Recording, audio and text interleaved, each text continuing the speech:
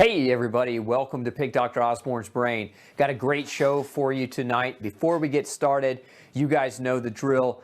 Tell me hello, let me know where you're tuning in from tonight. What part of the world are you visiting me from? Feed me and I'm going to feed you. Tonight we're talking all about a topic that is arguably one of the biggest problems in our society today, and that is estrogen dominance. Now, before I dive into estrogen dominance, it's important again that you understand that the things that I'm going to talk tonight about are a little bit touchy for some people. If you've got kids around, you might want to shush them out of the room. We keep the show family, fun, and clean, but there are going to be some things that I talk about. I just want to pre-warn you, if you've got kids in the room, you might want to just send them off to play somewhere else as we dive into tonight's topic. So, estrogen dominance. First of all, let's talk about what is that really, estrogen dominance. Estrogen dominance is when we're either overexposed to too many estrogens, meaning what we're producing internally, or we're overexposed to too many estrogens from synthetic or chemical versions of estrogen, what we take in exogenously. So things that we're exposed to from the outside world versus our own natural hormone production. But either way, an estrogen dominance occurs when the estrogen outbalances or overpowers or overacts some of the other sex steroid hormones and creates a plethora of different problems. I'm going to shove up on the screen here for you a diagram that lists out some of the more common symptoms of estrogen dominance. So let's put that up on the board for you so that you can kind of get a feel for, is estrogen dominance something you might be experiencing or something you might have experienced in the past? So number one, for many women, it's low libido. It's hair loss. It's poor sleep.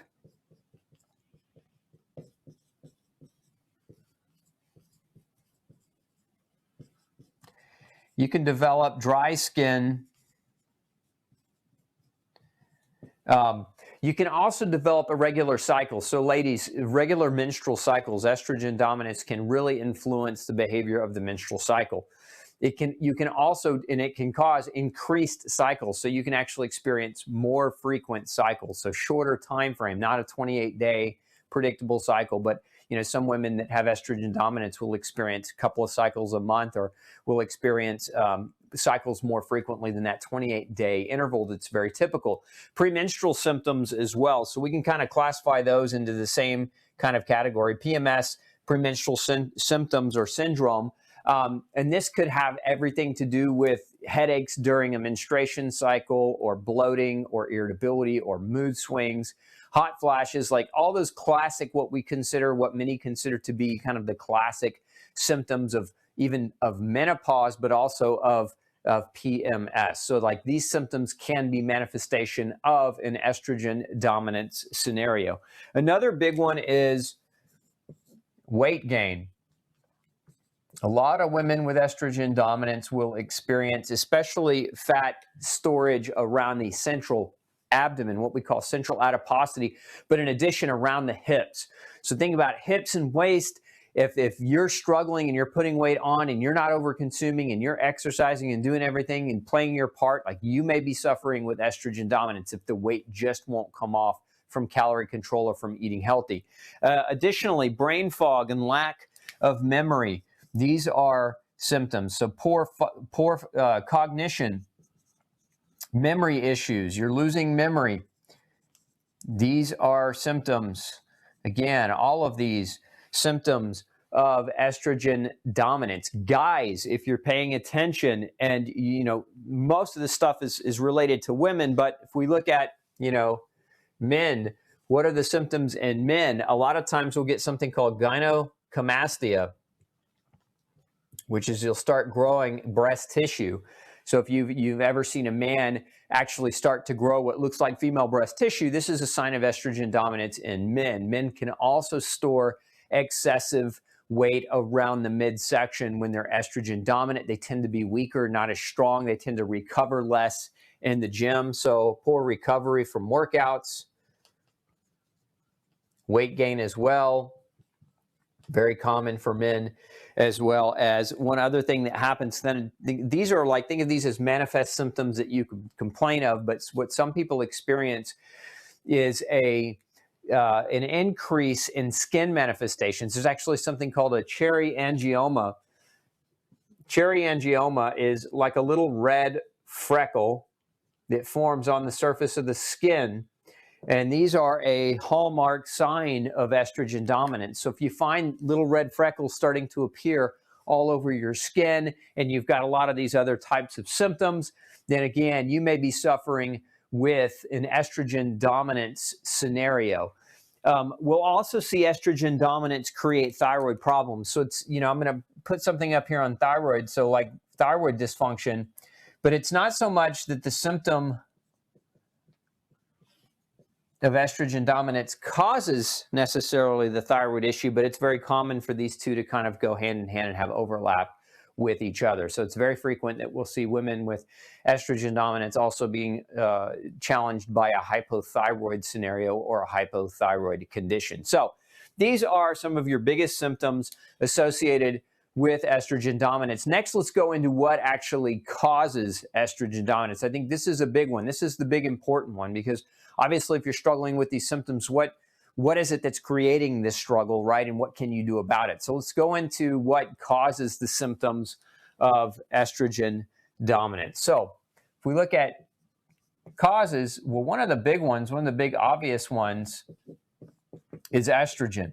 Duh, right? You're probably saying, no kidding, Dr. Osborne, estrogen. This is estrogen dominance. But how many of you have a history of birth control pill use? How many of you have a history of taking the pill or taking estrogen-based medications to either skip your cycles, have less cycles, or to basically overcome like a polycystic ovarian scenario, or to overcome some type of fibroids, or to overcome some type of painful menstruation? So raise your hand in the room tonight. Let me know if you've taken estrogen, if you've got a long history of estrogen use. Just say estrogen. Just type in estrogen. Let's find out who you are. So estrogen use, prescription estrogen medications. Now, just so you know, studies show that 5 years or more of estrogen use from a drug perspective can increase your risk of heart disease, can increase your risk of stroke, can increase your risk of cancers. So keep that in mind. If you're younger, maybe you haven't had that 5-year history yet, maybe you want to start thinking about whether or not this is something you need to do, and have that conversation with your prescribing doctor. We're going to talk about some solutions here shortly. But estrogen, again, taking estrogen is a big one. Now, a lot of times when women have a premenstrual problem, the premenstrual problem I said earlier, symptomatically, can actually be caused by too much estrogen. And here's the funny thing is that when you go see a doctor, a lot of times they don't test you. They don't test your estrogen level. They don't test your estriol or your estrone or estradiol or any of the other forms of estrogen or progesterone for that matter. A lot of the times what happens is they just simply put you on estrogen and say your symptoms sound like you need more estrogen, and they put you on the drug. Well, you could have too much estrogen. The doctor gives you estrogen thinking it'll solve your PMS problem. What he's actually doing is he's driving a greater degree of estrogen dominance. So you have to be real careful. My advice to any of you out there that are looking at potential for taking an estrogen is ask your doctor to measure your estrogen levels before you start taking it. Once you do start taking it, ask your doctor to monitor your estrogen levels, because it's real easy to get into a state of estrogen dominance when you're adding prescription medications into the mix. Now, one of the other causes of estrogen dominance, chemical exposures.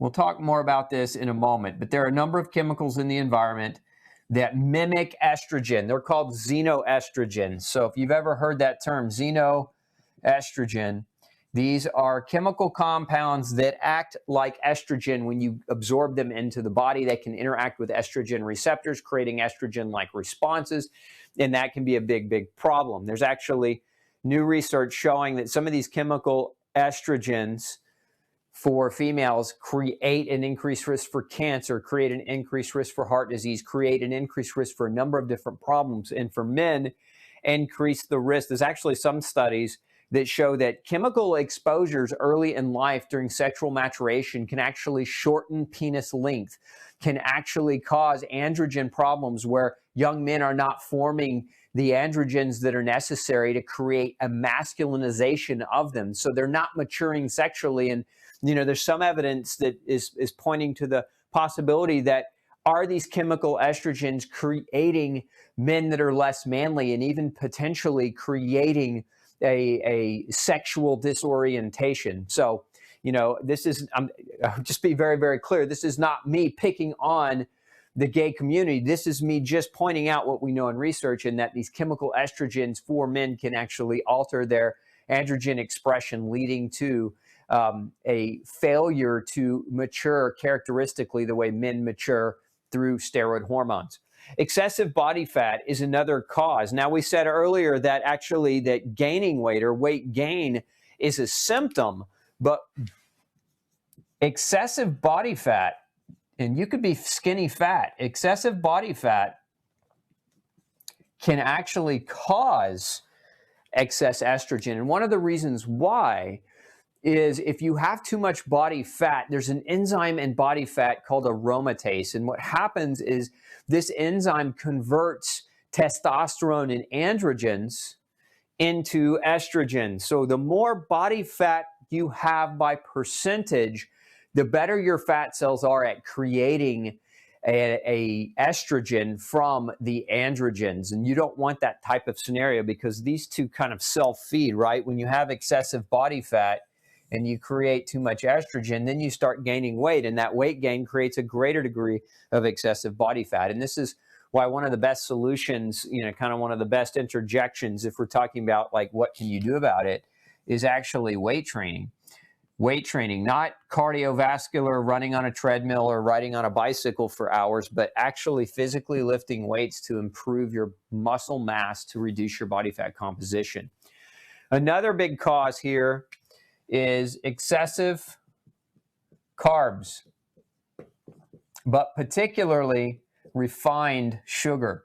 We know that refined sugar, because of its impact on insulin and cortisol, what this does is it leads to hormonal changes that drive up estrogen. So excessive carbohydrates, again, through that hormonal change of insulin and cortisol, can actually create this scenario as well. We've got another one, and this one's going to ring true to a lot of you, and that's high stress lifestyle. So increased stress. And I'm not talking about the acute stress where, you have a problem, for one day. I'm talking about living stress every day, living out high long-term chronic stress. Chronic stress does the same thing to your hormones that cortisol does. That refined carbohydrates do. So that chronic stress increases cortisol, insulin, causes elevations in blood sugar, and starts to impact and affect the way that you produce your hormones, can create an estrogen dominance scenario. And then another big one that we'll add to this list, and you'll see there are a couple of stars by it, and that's gluten. I have seen this time and time again. Women come to my office, men too, where they have a kind of a hallmark classic layout of estrogen dominance types of problems and symptoms. And we measure, always measure hormones when we start out. What we see is a huge disparity between estrogen and progesterone. There's actually estrogen dominance is one of two things. Either it means you're making too much estrogen, or you're getting too much artificial estrogen, or you're making normal amounts of estrogen, but you're not making enough progesterone. And so there's an imbalance. Remember, estrogen and progesterone balance each other out. And that happens, that low levels of progesterone, normal levels of estrogen can also create an estrogen dominant scenario. But I have seen gluten play out time and time again, where somebody has a gluten sensitivity and gluten is creating a disruption of their hormones, leading to an estrogen dominant state. And when we remove gluten from the diet, we see a full correction in that. So if you have not yet explored the no grain, no pain lifestyle, if you haven't checked out my book, if you haven't applied the diet and you're struggling here, this would be one of the best places that you can start, is start with diet change first. And so avoiding that gluten, because it's a major, major factor. That's why I put it on the list of the things that we know can cause estrogen dominance. So next, let's roll into, let me get some room on the board here. Let's roll into some of the chemicals that mimic estrogen, so you kind of have a better idea of where to look and what to avoid. Now, it's interesting in our world today, if we're talking about food-based chemicals, we're being exposed now to about 3,000 new chemicals in the food. So we're talking about food. And many of these chemicals are known estrogen mimickers. So they can mimic estrogen. Now, this is just in the food. So we haven't even gotten started yet on environmental chemicals. So there's about 30,000 chemicals that we're exposed to through air, through water, through industrialization and production, that have also estrogen mimicking types of effects. And so, we add all that together, there's over 30,000, about 33,000 chemicals that we're currently being exposed to, many of which have been identified as what I was talking about earlier over here as xenoestrogens, right? And we talked about chemical exposure. So let's talk about what some of those are. One of the big ones are your plastics. So, and the reason why is they contain a compound called a phthalate. A phthalate is a plasticizer. It's a petrochemical derived plastic that is designed to make things softer and bendable and pliable. So plastics, think of the plastic industry. So think about this in terms of plastic plates and bowls and forks and knives and spoons. Think of this as plastic Tupperware. So all those different plastics that you might store your food in or heat your food up on, those are potential problems. So again, plastic water bottles, probably the place where a lot of people get their exposure. Now, I know you're seeing right now, what you're seeing is this term BPA free.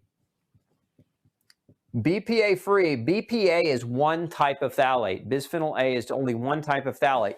There are lots of phthalates. And just because it says BPA free doesn't mean you should use it. I see this all the time in people that carrying around their plastic, BPA free plastic water bottles. Look, throw that thing in the garbage. Do yourself a favor. Don't allow it to leak estrogens, artificial estrogens into your body. Throw it away. Get you a glass one. Get you a stainless steel one made in the US, not made in China. Get you a good stainless steel or a good glass bottle that you can drink your beverages, your water out of. Preferably your beverage is water, because a lot of these other beverages are loaded with excessive carbohydrate, refined sugar, right? So preferably your beverage is water. Preferably you're not drinking it out of plastic, because that plastic's going to leach phthalates into the water, and it's going to create, again, a xenoestrogen dump into your bloodstream. We also see, though, cosmetics. So ladies, if you're wearing makeups, cosmetics, they contain phthalates. They contain xenoestrogens. Check your brand. Not all brands do, but many do. We talked about this already, but food storage. We've also got other things. Flame retardants. So now this you're not going to have so much control over, because when they produce mattresses, they soak them in a flame retardant. When they make curtains for a house, it's soaked in a flame retardant. When they're producing carpets and wood flooring and other things, building materials, they spray them with flame retardants like bromine or brominated substances that the whole premise of this is to prevent them from catching fire. And this includes clothing. So maybe you're buying new clothing at the store. Like, the best thing that you can do is wash before you wear. A lot of people will buy new clothes and then they won't wash them. They'll wear them first. And that's an example of how you might get some of these flame retardants directly on your skin en masse, creating a xenoestrogen-like effect. So you're going shopping, make sure you wash those clothes before you wear them. Now, one of the other places that we're going to find a lot of exposure to estrogen mimicking chemicals is we're going to get it in pesticides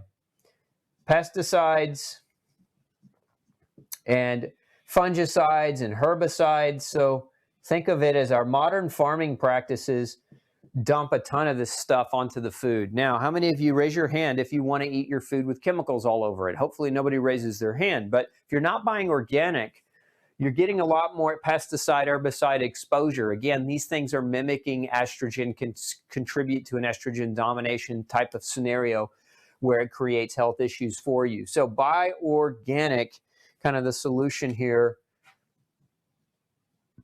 to avoid this problem. And so this goes back to how many of you are eating out. Like when you're eating out, a lot of people will eat out and they'll say, well, I select the healthy menu options when I eat out. I eat the salad. Yeah, guess what? The salad leaf is soaked in sugar. And if it's not organic, it's got pesticide on it. So now you've got, you know, refined carbohydrate soaked, pesticide soaked lettuce leaf. That lettuce is no longer really good for you. So again, if you're eating out and you're not eating and you're not supporting like farm to table organic restaurants, then my advice is eat at home. You'll save money. You'll also save health and you'll add years to your life. So pesticides, herbicides, flame retardants, food storage, cosmetics, plastics, any type of plastic container. And then we have another group that many people are guilty of, and that's these scented candles, these scented Glade plugins, the scented Febreze, all that garbage that people spray or run in their house to make the bad smells not smell bad because they're masking it with chemical smells that have fragrances and aromas. These things you're breathing straight into your bloodstream because it's coming right into the olfactory nerve, hits your brain, and then hits your bloodstream. So a lot of these fragrant-based compounds, so you get in a, you know, the worst thing when I travel, I get in an Uber car and they've got those Glade plugins in the air and they're just blowing it all over you. It's the worst thing. Those chemicals, remember, can mimic estrogen. You want to avoid them if at all possible. So use things instead of using those chemicals. Use things like natural essential oils that can still provide a nice aroma to your home, but don't actually overwhelm your body with artificial chemicals that mimic estrogen. Additionally, household cleaners. So, you know, you should, if you haven't already, you should look at your household cleaners, because a lot of them, many of the chemicals in them also mimic estrogen, and go toward natural options. Citrus-based options are a good option for a number of your household cleaners, your dishwashing, your soaps, your detergents, etc. So, you know, get those things out. And for those of you who haven't visited Gluten-Free Society, it's my foundation, you can check out, we have a list of a lot of these different companies and products where they're selling alternatives to some of these things. You should go check those out. If you're kind of scrambling and you don't know where to begin, we've got a list on Gluten-Free Society for you to help avoid that. So these are the big areas, the big kind of categorical areas where you're going to get exposure to chemicals that actually mimic estrogen. And again, we don't want that as females. Remember, the higher levels of estrogen you have, the greater risk of developing breast cancer. Some people say, why is breast cancer on the rise to such a great degree? This is one of the big reasons. We're being bombarded by xenoestrogens in our current modern environments. And look, the food manufacturers don't care. The chemical manufacturers, the companies that produce all this stuff, they really don't care. They're just trying to produce a product. They don't want to pull their products off the market because they're contributing to illness. They want to keep selling them. They don't want people to know that their products are estrogen mimickers. They just want to keep selling. They want to keep their business model going the way that it's going. You know, you just have to, as a consumer, make an intelligent decision about whether you're going to want to support that while promoting a detriment to your health. So these, again, these are the big chemical exposures where we're going to get things that mimic estrogen. Let's talk next a little bit about some of the foods that can actually mimic estrogen. Now, I'm going to start by saying this list, it's a short list. It's not a comprehensive list. These are just some of the big ones. But it's also to say that sometimes a food that mimics estrogen, so foods that have natural estrogens, these are called phytoestrogens, P-H-Y-T-O, phytoestrogen. So if it comes from food, that's typically the derivative name that it's given is a phytoestrogen. Phytoestrogens are not necessarily bad. Now, if you're using a lot of soy, and you're struggling with symptoms of estrogen dominance, and I see this often with vegans, where they're eating a lot of soy replacement products, soy meat-based products and soy, you know, textured vegetable protein-like products, where they're creating an estrogen dominance. So it can be a bad problem, but some phytonutrients can actually have healthy, beneficial effects for people who have low estrogen.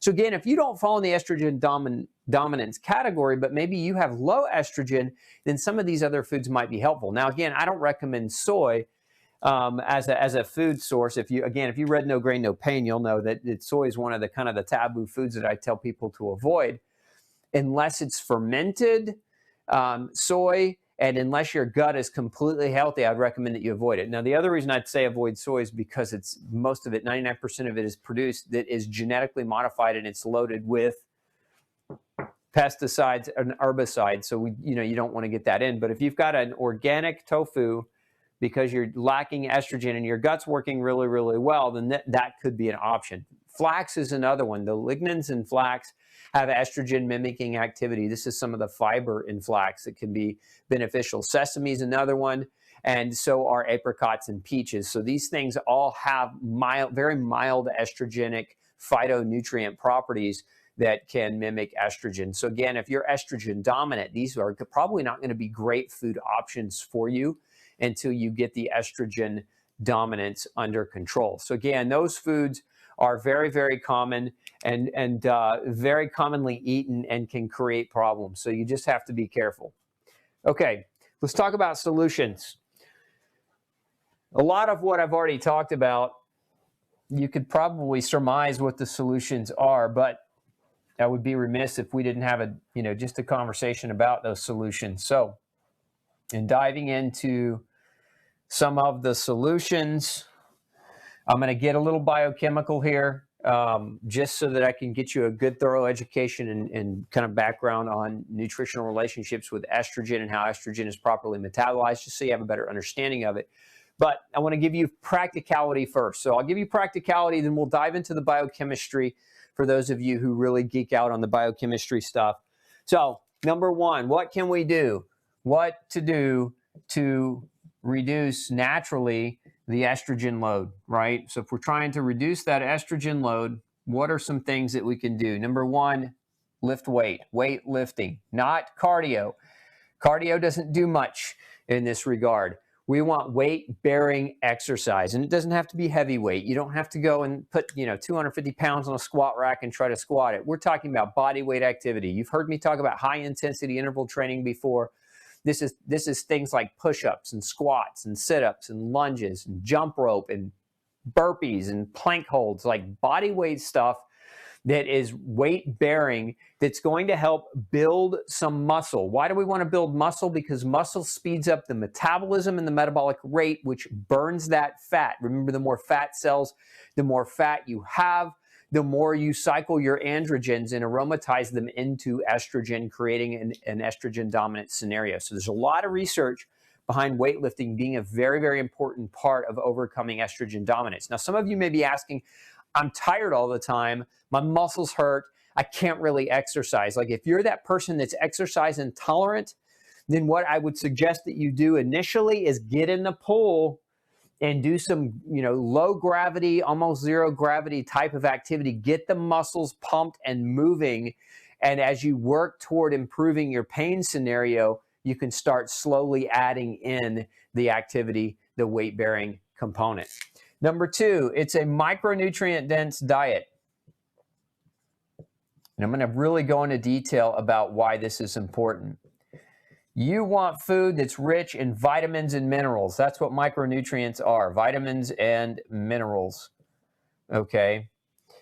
If your diet is highly processed, it's going to be low in vitamins and minerals. If your diet's low in vitamins and minerals, your body's not going to be able to properly metabolize the estrogen into water-soluble forms that you can excrete and get rid of. So very, very important that you have a micronutrient-dense diet. Now, part of that's going to be eliminating sugar. So no sugar. Now, a lot of you are going to say, well, it's holiday season, come on, no sugar, that's not realistic. It better be realistic. If you want to get healthy, you got to get serious about it. That's why we're gluten-free warriors. That's why we're health warriors, not like health couch potatoes. We got to take that sugar part seriously, because that refined sugar is one of the worst things that you can put in your body. Now, fruit sugar is a different matter, but refined sugar, processed sugar, we want to get it out. Number four, eliminate grain. I said it earlier, gluten is one of the causes. So we got to get those grains out of the diet if we want to get that hormone balance back. Number five, eat organically. We said this earlier, the pesticides are estrogen mimickers, And so if you're consuming a lot of food and you're not using organic foods, then you're going to run into the problem of that exposure. And this includes, so like if we're talking about meats, so if you're not a vegetarian and you're eating meats, that needs to be hormone-free meat. So a lot of your meats, where we get a lot of our exposure to hormones is in meat. So make sure that with your meats, you follow the kind of the 3 cardinal rules: grass-fed, free-range, organic, or wild game. If you have hunters in the family and you like wild game, more power to you. Eat more wild game. Okay, so that if you're eating those meats, make sure they're free-range, organic, grass-fed. Okay. Number 7. Number 7 on the list is to minimize caffeine. Caffeine is a diuretic. And I'm saying excessive caffeine here, not, some of you may drink a cup of coffee, some of you may drink tea, and you get some natural caffeine that way. You get some natural caffeine in chocolate. That being said, I'm talking about excessive caffeine. What does excessive caffeine look like? 150 milligrams of caffeine or more per day. Now, a cup of coffee is about 100 to 120 milligrams of caffeine, depending on the size. And I'm talking about a 6-ounce cup, not the big 12 ounces or 24 ounces. If you're doing those, you're getting 300, 400, 500 milligrams of caffeine. If you're doing monster drinks or these energy drinks, you're getting several hundred milligrams of caffeine. If you're the pot a day type of coffee drinker, you're way overblowing your caffeine budget.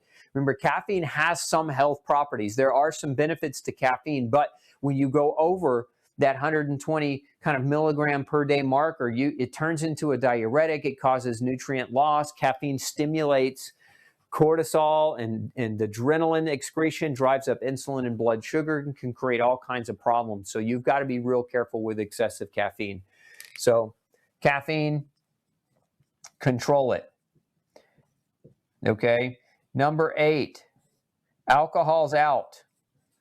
If you're suffering with estrogen dominance, you want to get the alcohol out. The alcohol slows down the liver. It's very important that you understand that the way estrogen is metabolized, when your body produces estrogen and the way it gets rid of estrogen so that you're not developing estrogen-based cancers, heart disease, and other problems, is it is metabolized in your liver. There's 2 different types of metabolic function the liver has. It's phase 1 and phase 2 detoxification in the liver help to break estrogen down. Remember what alcohol does. Alcohol bogs the liver down. It basically hijacks those detoxification pathways, and it slows down your body's ability to metabolize your estrogen, hence creating an estrogen scenario in your body that increases the risk of estrogen-based diseases. You don't want that, so get that alcohol out. And the same thing goes for any other medications or drugs that slow down liver detoxification. Now, if you're on a prescribed medication, talk to your doctor about how that medication is metabolized. If it's metabolized in the liver, have a conversation about how you might be able to get off of that medicine. Remember, most medicines, they don't really treat the origin of a disease. They mask the symptoms that you're experiencing to improve your quality of life. So if you, for example, are on a blood pressure medication that's metabolized by your liver, you can naturally lower your blood pressure through a number of these things that we're talking about, right? So if you can do that naturally, then you can also look at asking your doctor to help you wean that medicine down in a way and get it off your liver, get that medication pressure out of your liver so your liver can function properly. Remember, we got enough garbage in the food, we got enough garbage in the air and in the water, 33,000 chemicals plus that we are being exposed to, that our livers have to help us to detoxify. And if you're voluntarily putting more chemicals in, it's going to make this process much, much harder to achieve good health. Number 9 is fiber. Make sure you're getting plenty of fiber. Now, the general rule of thumb is 35 grams a day or so of fiber intake, and this can come from soluble, non-soluble fibers. One of the properties of fiber is that it increases good bacteria and helps with the production of a chemical in the GI tract called glucuronidase. And this chemical is very, very effective at helping you metabolize and to get rid of excessive estrogen. So fiber helps to feed that process. So it's very, very important along those lines. And then number 10, if we're rounding out the list here to the top 10 to-dos, that is to manage stress. Now, it's easier said than done, right? It's easy for me to state, hey, don't be stressed out. It's harder for you if you are stressed out.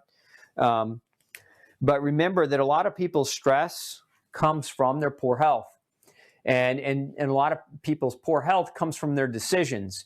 And so if you change your decisions, you can change your health, you can change your stress. It's not going to happen overnight, but a lot of the way that people experience chronic stress is because they have poor management of their diet, poor management of their exercise, poor management of their time, poor management of their life as a whole. And so getting a hold and kind of analyzing these things and seeing where your weaknesses are is a very good first step at kind of getting control of your stress.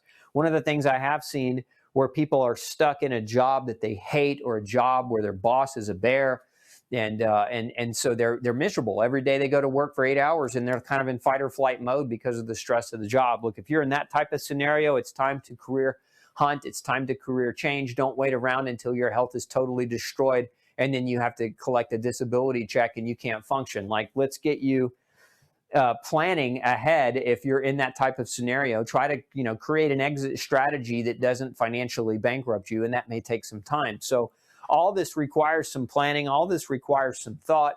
All this requires diligence and action taking on your part. And so you want to make sure that you take it all to heart, because it's all important. So these are your top 10. Let's talk a little bit about this micronutrient section and kind of why that's important. Micronutrients, probably one of the least well-discussed topics in health today. People, kind of glaze over the importance of vitamins and minerals. You hear things like, oh, B vitamins are good for energy, and they just kind of glaze over it, and they don't, give you much more than that kind of generic, oh, it's good for you, therefore you need to take 50 supplement pills a day. I want to just reemphasize something to you all. Taking pills is not the solution. Even if you're taking, natural pills, even if you're taking supplements that, let's just say, are not drugs for the intent of helping your body, it's still not the long-term solution. These things are the long-term solution. The supplements should be used as kind of tools to help dig you out of a hole faster. But remember that these behaviors, if you have them consistently, you'll require less pills, including supplements. So the goal over the long haul, over the long term, is to reduce your need on supplementals and to have a diet that's conducive to your good health. Now, some of you with gluten-induced damage to the GI tract, where you've got scarring or villus atrophy or whatever, where you're still malabsorbing even though you're following and adhering to a strict gluten-free diet, that may not match you as much, because you may need nutritional support because you've got that GI damage that's scarred, or that's more of a permanent damage in nature. And so those of you with that type of scenario might need more supplementation. But if you're not that person, if you don't have that issue, follow these things, and let's talk about why. If we look at estrogen metabolism, I want you to understand that all sex steroids, not just estrogen, but all sex steroids, come from the mother hormone cholesterol. Cholesterol is the mother hormone, and this is why we've talked in the past about people demonizing cholesterol, calling cholesterol bad. LDL cholesterol, bad cholesterol, is the precursor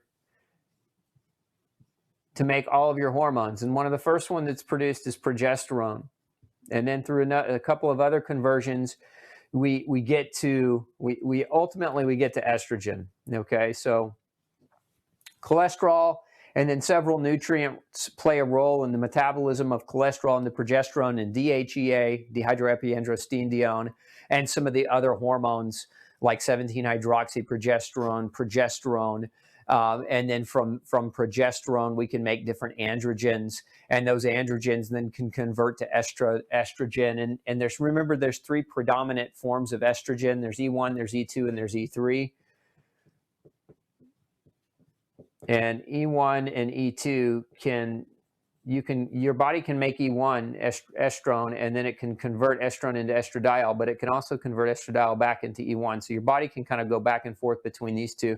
But E2 and E1, both of them can produce E3, and this is kind of a one-way reaction in that regard. And so these processes, let's talk about, okay, once you get to estrogen, and when I talk about estrogen, I'm really referring to one of the functional forms of estrogen, estradiol, because this is the main form of estrogen in the blood that has most of the estrogenic-like effect on the body. So to get from here down to here, requires nutrients. It requires micronutrients. And so how do we metabolize properly? How do we get from here to the estrogen? And then how do we get the estrogen to metabolize out of the body so that we're not creating estrogen dominance? So let's start up here with some of the nutrients that are required in this process. And one of them is vitamin D. Vitamin D is critical in the proper production of cholesterol getting to estrogen. The other are your B vitamins. And in particular, B6 and B5 play a very big role in this process of getting you from that cholesterol, that master mother hormone, to your functional estrogen. But what happens here is that we have to metabolize that estrogen out. So we metabolize that estrogen into other forms of estrogen, and this has to be done in the liver. So this is what I was talking about earlier, is we convert these estrogens through the liver into water-soluble versions that then we can excrete out through urination predominantly, or through sweat. And so if your liver's overwhelmed, if your liver is not working properly, phase 1 and phase 2 detoxification in the liver require micronutrients. And so there are a number of different nutrients that are required by your liver to properly detoxify. B2 is one of them. Selenium is another one. I'm abbreviating selenium as SE here. And cysteine and glutamine and methionine. If you've ever heard of SAMe, S-adenosylmethionine, it's a form of methionine, and glutamine, like these are necessary for your liver to properly function. Then there are other plant-based nutrients like alpha lipoic acid is very important for this process. Zinc is very important for this process. So you've got a lot of nutrients that your liver needs to properly be able to metabolize estrogen into its valid form. So once we get estrogen, there's an intermediary step. So we metabolize that estrogen, and that estrogen is in a number of different forms. There's actually about 6 additional forms of estrogen, depending on how it's broken down in the liver. And these forms of estrogen require additional metabolism, but some of them require, you probably all heard of methylation before. The process of methylation is very, very important for metabolizing out active estrogen metabolites that increase the risk for cancer and heart disease. Methylation, this process here of methylation in the body requires very specifically folate. This is why you'll see a lot of the products, the supplements on the market for estrogen contain folate. You'll see they contain B12. A lot of them will contain choline. It's because these nutrients are necessary for the methylation process. And in essence, you need these nutrients to properly methylate, because methylation of estrogen is a very, very important part of how we get rid of it. But there's another enzyme, there's another step called COMT. So once we metabolize estrogen, we have one more step to make to get it out of the body. There's an enzyme, and you may have heard of the COMT gene. Catecholomethyltransferase is the name of that gene. And so this enzyme helps to final stage estrogen into a form where we can excrete it. And this enzyme is magnesium dependent. In essence, we need magnesium for it to be properly metabolized, for that gene to properly work, so that we can finally get to an estrogen that's capable of being excreted out of the body without hurting the body or increasing the risk of developing different types of cancers. So if you don't have that micronutrient dense diet, you can just see, and this is a rudimentary drawing here, but vitamin D, B vitamins, B2, B5, B2 here, selenium, cysteine, methionine, glutamine, folate, B12, choline, magnesium, all necessary for the proper production of estrogen, and then for the proper breakdown of estrogen so that we can metabolize it out of the body so that it doesn't hurt us or do more harm in the process. So all that's necessary, and that's why we want a micronutrient-rich diet, because if we've got a diet that's high in refined food and low in nutrient density, that estrogen is going to get trapped. It's going to increase our risk for estrogen dominance diseases, and that is going to land you in hot water. So let's open the floor up for questions that any of you might have. Let's pull those up. Okay, let's back it up. All right.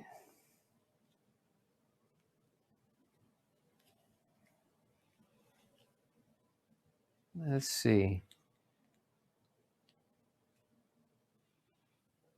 What? Okay, so this one not necessarily. It kind of matches, but the best form of copper. There are a lot of different forms of copper: copper gluconate, copper glycinate, copper citrate. I mean, as long as it's an amino acid chelate or a good Krebs cycle chelate, copper in any of those forms is going to be a decent form. Let's see. Laura says, I'm postmenopausal and have every one of those symptoms. Yeah, so you can be postmenopausal. And a lot of people say, well, postmenopausal means you're not making estrogen, right? You still produce some estrogen from your adrenal glands. Remember that even after menopause, when your ovaries shut down and they're not really producing estrogen anymore, your adrenal glands can still produce it. But all those other things we talked about as well, all those xenoestrogens, those environmental estrogens can create an estrogen dominant scenario as well, even postmenopausally. So you've got to keep that in mind. You'll see, you wants to know, could estrogen deficient be the cause of low weight? Could an estrogen deficiency be the cause of low weight? It could be, but it's more common that we're going to get weight gain as opposed to weight loss. Yeah, I agree, Karen. How about feminism in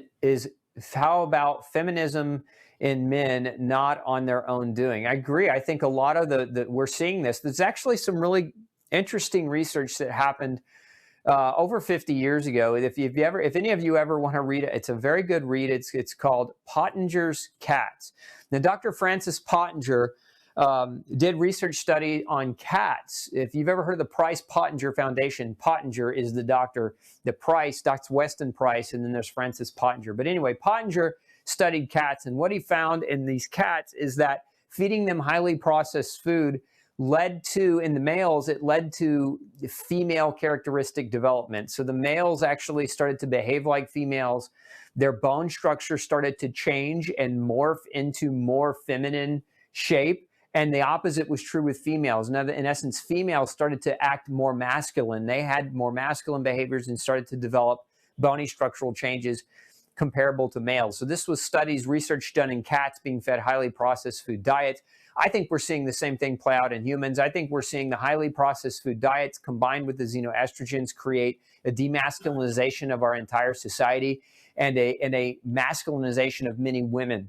And I think that's why a lot of women struggle with weight gain. A lot of women struggle with the symptoms of hyperandrogenism, with the facial hair and the hirsutism and some of the other things. So, it definitely, I think it's creating a major issue in the way our sex characteristics are developing as a society. Let's see here. What about deodorants? Do they contain estrogen? Some of them can. Again, it goes back to reading.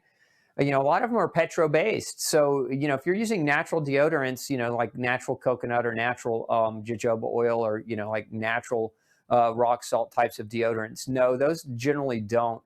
But you might be using one that does. So I would just, again, read that label and double check. Do hormones play a role in PCOS, or is it just insulin? Since I went off sugar and grains, it got much better. Just wondering what else I can do.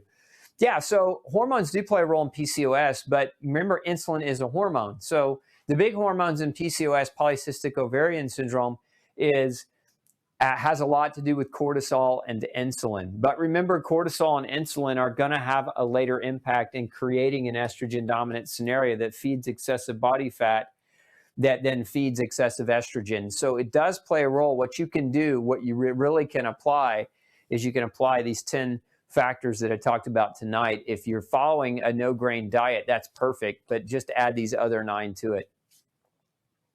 Do antiperspirants increase estrogen in men? Depends on which one you're using. Antiperspirants, deodorants, have a lot of different chemicals. So looking at the list of chemicals and ruling out whether or not any of them have estrogenic activity is a smart thing to do. Reduced estrogen with diet change and exercise. I don't see the question in that. Okay. Can you say something for healing cachexia? So if we're talking about cachexia, are we talking about cachexia of cancer or just cachexia as in wasting? Because if we're talking about healing cachexia, the wasting scenario, first things first, more of a liquid diet, like really easy to digest foods that are not going to be in mass, hard to digest and hard to process. Because a lot of people with cachexia have cachexia because the drugs they've been taking for cancer completely destroyed their GI tracts and made them begin to malabsorb, and so they started to waste away as part of the side effects. So maybe clarify that for me, George, and I can give you a more specific answer.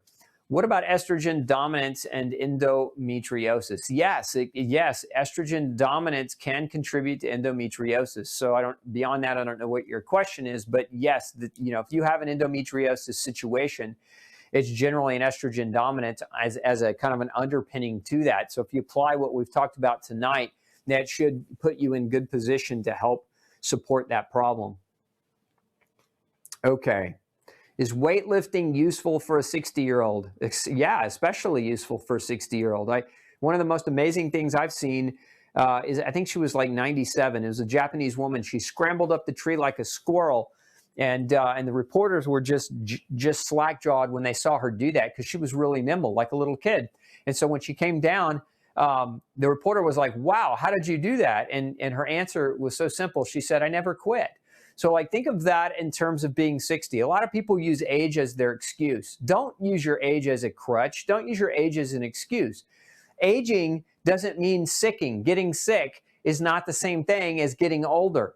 A lot of people look at those two and they hold them as synonyms. Like aging is not becoming ill. Aging is basically, if you're developing illness as you age, it's because you're accumulating damage as you age.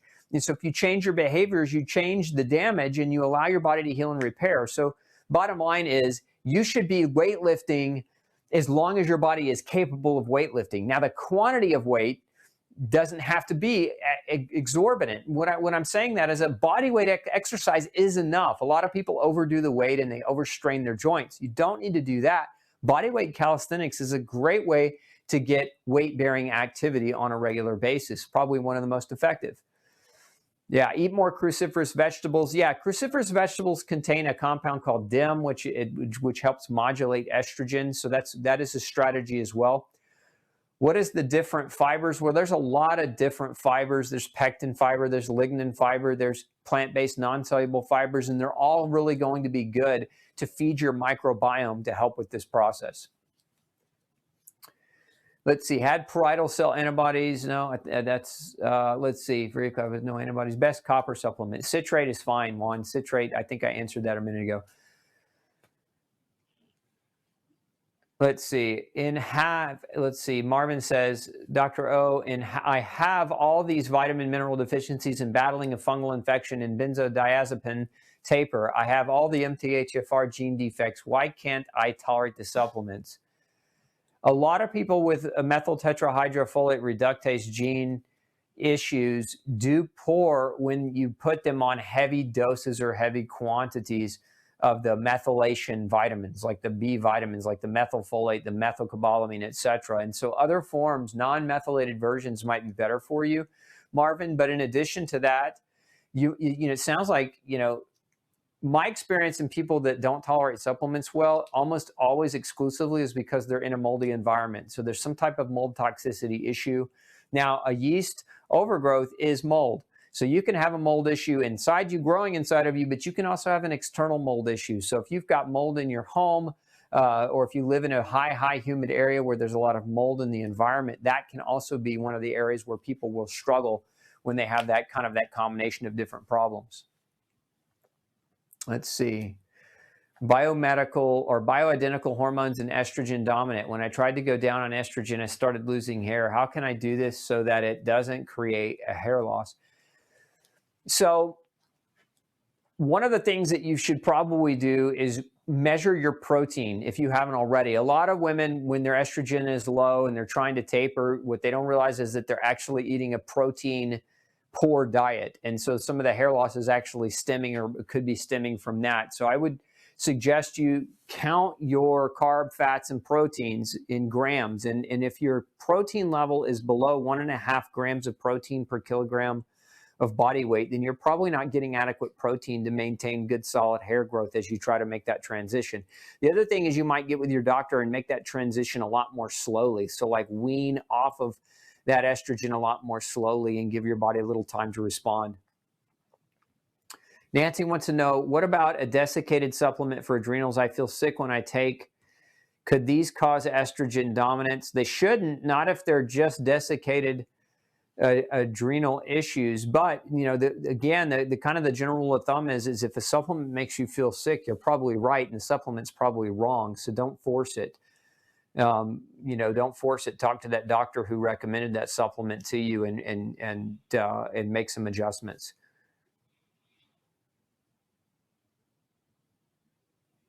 So Flower wants to know, my mom is menopausal and suffered from endometriosis and fibroids for decades. Is this protocol an estrogen detox? No, I'm not a big fan of detoxes. I believe that life should be your detox, like your decisions every day should lead to your body being able to properly detoxify on a regular daily basis, as opposed to hammering you with a massive detox where we're trying to get your body to work better than it's capable of working because it's been so destroyed for so long.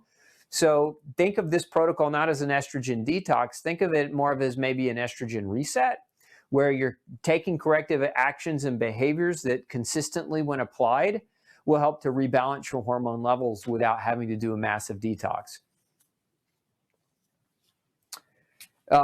So For Veritas wants me to talk about endometriosis and fertility. So go back in the archives, For Veritas.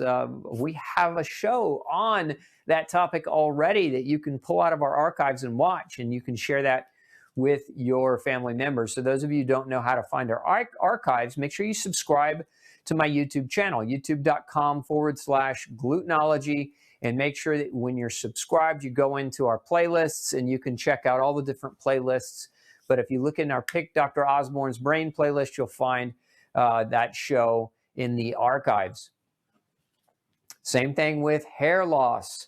I've done an entire show, multiple shows actually, on hair loss. So you can check that out, Nara. Let's see. What? Mold issues for those who can't tolerate supplements? Wow, never heard of that. Yes, it's true. I have candida and have had issues taking too much supplements in the past, not so much since being more healthy. Yeah, again, mold is a big problem for supplement tolerance. Let's see. Rosemary wants to know, can estrogen dominance cause breakthrough bleeding after menopause? Yes, it can. So get that checked out. Breakthrough bleeding after menopause isn't good.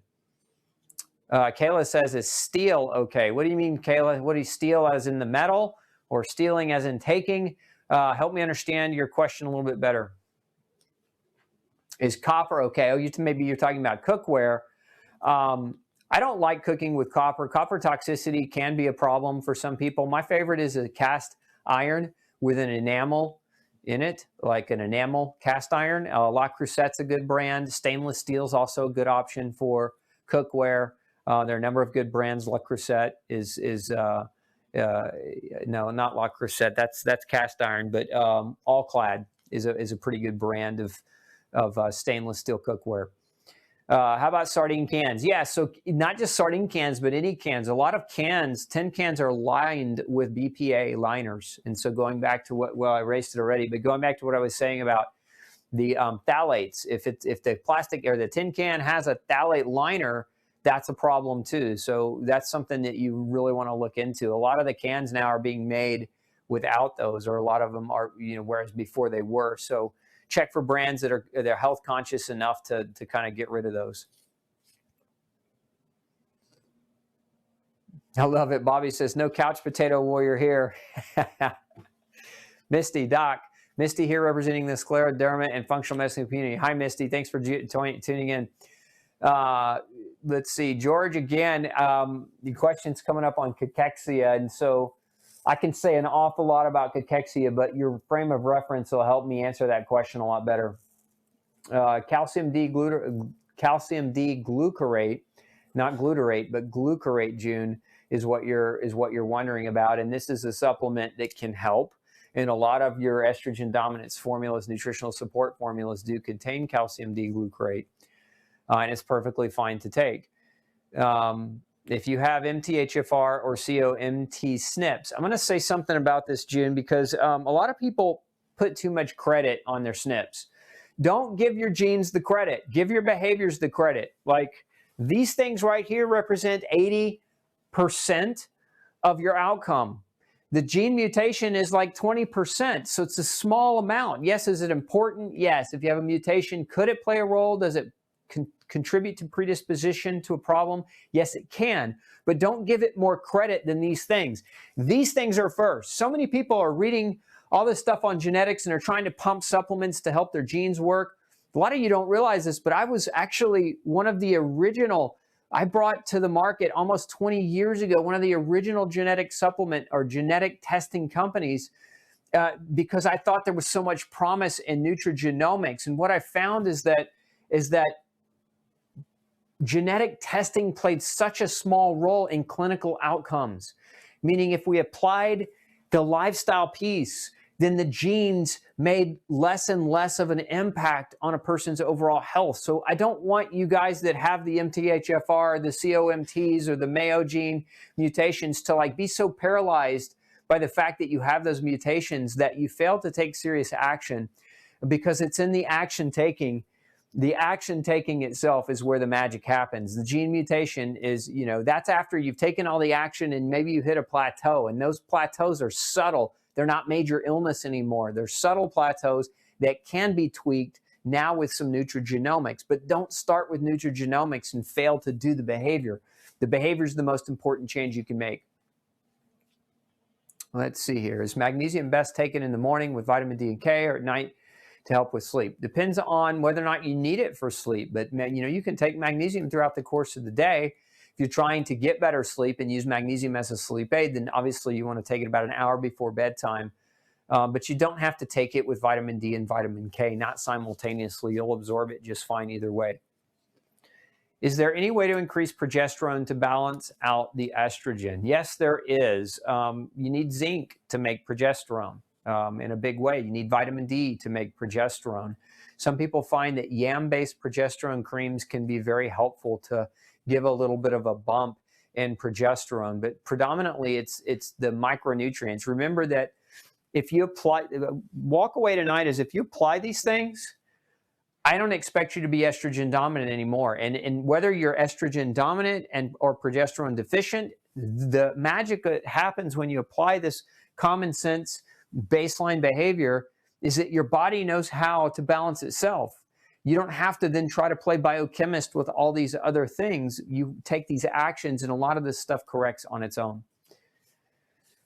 Lisa wants to know, does soy intake increase estrogen? It increases phytoestrogen, so it can increase estrogen-like behaviors. So soy intake might not be the best move if you're already over estrogen dominant. How can menopause be delayed naturally? You don't delay menopause naturally. You gracefully go into menopause. So a lot of people go into premature menopause, but it's not really menopause, it's hormone disruption. For example, one of the side effects of gluten in terms of estrogen is ovarian failure. Gluten can actually cause ovarian failure, creating what's called pseudomenopause or false or fake menopause. And so a lot of women go into this early thinking they're in menopause, and then when they go gluten-free, grain-free, change their diet and their lifestyle, they start having a cycle again. That actually is a very, very common scenario. I see it a lot in women who are in their 40s that think they've gone through an early menopause when in fact they've actually had ovarian failure as a result of poor diet choices. So that can all heal and come back. Can males and females revert back to their natural body after eliminating the processed foods? Sure, but it's not just about eliminating processed foods. It's also about all the other behaviors as well. And if you want, Lang, if you want a complete breakdown of that, get you a copy of No Grain, No Pain, and just, burn through that book in a weekend and start applying it in a big way. Would a complete hysterectomy increase or decrease estrogen? Mary wants to know. Mary, a complete hysterectomy is going to decrease estrogen, and that's a different kind of scenario. A lot of women are, that have had the hysterectomy, a complete or even a partial hysterectomy where they've reduced their body's capacity to generate its own estrogen naturally. Look, aside from my opinion about the surgeries, I think most of them are not necessary and women get railroaded into them. But if you've had it done, there's no point in like living in the past. You got to move into the future. So if you've had a hysterectomy, you are probably going to need a little bit of estrogen. What's important, if your doctor's prescribing you estrogen post hysterectomy, is that you monitor your estrogen and progesterone levels. Like monitor them every 6 months or so and make sure you're not creating an estrogen domination scenario where you're creating more problems by trying to resolve that lack of estrogen production as a result of the post-surgical outcome. Let's see. So I do bio test. Is this not safe? I also take NP30. I'm gonna assume, okay, progesterone is what I'm assuming you're taking, but have made many changes to clean eating due to being diagnosed with Hashimoto's. That's great, Michelle. Keep following your doctor's orders in that regard. But you want to, again, when you start making real diet and lifestyle changes, a lot of times the hormones that people are being put on, the hormone levels become too strong over time. And so then you start manifesting the side effects of having too strong of a dose. So just keep that in mind. Work with your doctor to naturally taper yourself off of those, and work with your doctor to do that, because it needs to be a slow taper, not a fast taper if you've been on that medicine for any length of time. Okay. Let's see here. Can estrogen dominance cause pain or prevent healing from an injury? Generally, no. I mean, yes, theoretically it can, but generally no. Estrogen dominance, it's usually estrogen deficit that can delay healing and slow down healing. Has research been done to see the effects of adrenaline and cause of autoimmune due to the overproduction of effort? Yes, it has. Too much adrenaline elevates, adrenaline is produced by your sympathetic nervous system. And so it elevates your fight or flight response and throws your body into a chronic state of basically of sympathetic nervous system dominance, which is the same thing as saying you're in chronic stress. Does chronic stress contribute to autoimmune disease? It absolutely does. So when your body is chronically overproducing adrenalines, you've got to figure out why that's happening. And for most people, there's either a food-based cause or a chemical-based cause or some type of infectious organism or some type of lifestyle issue that needs to be addressed. So somebody's asking about scleroderma. Agent Orange, scleroderma. Most scleroderma patients I notice live near dirty water sources. My experience with scleroderma, look, I've seen scleroderma do really, really well, and it's not just dirty water, although certainly chemicals in the water can play a role. Remember, scleroderma is autoimmune disease, and like any other form of autoimmunity, there are 4 triggers, categorically speaking. There's chemical exposure, food triggers, there's nutritional deficit triggers, and there's microbial imbalance triggers that have to be ruled out in order to be able to make meaningful changes that are going to have long-lasting impact on the disease progression. Okay. Any suggestions for elevated homocysteine levels of 13? Yeah, B vitamins. B vitamins. Technically there's 4 B vitamins that lower homocysteine. B12, folate, B6, and vitamin B2. Vitamin B2 oftentimes gets left out, but it's necessary as well. It plays a role in that methylation of homocysteine to methionine. So those things. Additionally, S-adenosyl methionine can help elevations in homocysteine. But generally speaking, that's not a very high level, Flower. 13 is not super high. And so that elevation should be able to bring it under control with B vitamins. So, get on some B vitamins and then ask your doctor to monitor that homocysteine level. But it shouldn't take longer than about 3 months to really see a drop from 13 down to below 9 on that homocysteine level with just some B vitamins. Now, if it's not coming down with B vitamins, you may have a different problem. And so that's a little bit more of a complicated issue. Some people with kidney damage or with chronic vascular inflammation have problems with reducing homocysteine with B vitamins. But try the B vitamins first. What type of fat are good to reduce estrogen dominance? So it's not a type of fat to reduce. Saturated fat from man-made sources like your trans fats, your vegetable oils, etc., those are horrific for you. So just throw those away. If you've got any of those in your pantry or any of those in your food repertoire, just get them out, throw them away. Beyond that, the worst types of fats to promote an estrogen dominance come from meats where the animals are fed a lot of hormones or the animals are given hormones. So you don't want, again, this is why our rules around meat. It's not that meat is bad. It's that farm-raised meat from a factory farm where there's more of a hormone issue and involvement, where that fat is going to have excessive amounts of potential hormones that could be detrimental to you. So those are the things that you want to avoid. Essential oils that can help with menopause. There's a lot that can give symptomatic comfort with menopause, but none that are going to cure menopause. Remember, menopause is not a disease. Menopause is a natural state of life. If you're struggling with the symptoms of what a lot of doctors call menopause, like the hot flashes, the night sweats, the hair loss, the vaginal dryness, the dry skin, the low energy, the brain fog, it's probably not the menopause. It's probably more the hormonal imbalance as a whole. So getting the hormonal imbalance under control is the best thing that you can start doing. Again, start with these behaviors that we talk about tonight. Marie wants to know if I consider annual checkups such as pap smears and breast ultrasound to be really necessary for control purposes when there isn't any pathology. Look, it's a case-by-case basis, Marie. I personally, I think pap smears are overrated. And I think that breast ultrasound and breast mammography, like those screening tests for breast cancer, I think a lot of that stuff is overrated. And I think a lot of it creates a lot of excessive diagnoses of problems that wouldn't be problems if you let the body run its natural course. But that's my opinion. You've got to base it on who you are as a unique person, because some people, like they stress out if they don't have the annual checkup. So the stress of not having the annual checkup is a greater degree of impact on their health than actually having the checkup. So it's kind of a case-by-case basis. But I think, again, my opinion on pap smears and ultrasound is that they're really quite overrated. Is it possible to have balanced estrogen, progesterone taking birth control pills? No. Not really. You're going to create an imbalance. Remember, birth control pills, we didn't talk about this tonight. I didn't get into it, but birth control pills are known to deplete, to cause a deficiency of vitamin B2, vitamin B6, zinc, B12, and magnesium. So when you're taking artificial or drug-based estrogens, these nutrients are being robbed from your body. Now, going back to what we talked about over here a minute ago, I mean, we said that to properly metabolize magnesium out of the body in a safe and effective way requires B12 and B6, requires B2, requires magnesium. And here you are taking medicine that actually depletes those nutrients.